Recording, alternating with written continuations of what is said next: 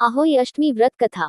श्री गणेशाय नमः। प्राचीन काल में किसी नगर में एक साहूकार रहता था। उसके 7 लड़के थे। दीपावली से पहले साहूकार की स्त्री घर की लीपापोती हेतु मिट्टी लेने खदान में गई और कुदाल से मिट्टी खोदने लगी। दैवयोग से उसी जगह एक सेह की मांद थी।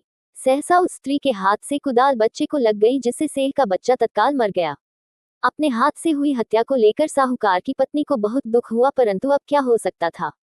वह शोकाकुल पश्चाताप करती हुई अपने घर लौट आई। कुछ दिनों बाद उसका बेटे का निधन हो गया। फिर अकस्मात दूसरा, तीसरा और इस प्रकार वर्ष भर में उसके सभी बेटे मर गए। महिला अत्यंत व्यथित रहने लगी। एक दिन उसने अपने आस पड़ोस की महिलाओं को विलाप करते हुए बताया कि उसने जानबूझकर कभी कोई पाप नहीं किया। हाँ, एक बार खदान में मिट्टी खोदते हुए अनजाने में उसके हाथों एक सेह के बच्चे की हत्या अवश्य हुई है और तत्पश्चात उसके 7 बेटों की मृत्यु हो गई।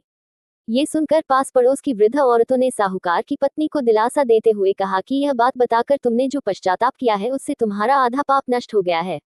तुम उसी अष्टमी को भगवती माता की शरण लेकर सेह और सेह के बच्चों का चित्र बनाकर उनकी आराधना करो और क्षमा याचना करो। ईश्वर की कृपा से तुम्हारा पाप धुल जाएगा। साहूकार की पत्नी ने वृद्ध महिलाओं की बात मानकर कार्तिक मास की कृष्ण पक्ष की अष्टमी को उपवास व पूजा याचना की। वह हर वर्ष नियमित रूप से ऐसा करने लगी। तत्पश्चात उसे 7 पुत्र रत्नों की प्राप्ति हुई। तभी से अहोई व्रत की परंपरा प्रचलित हो गई। अहोई माता की जय।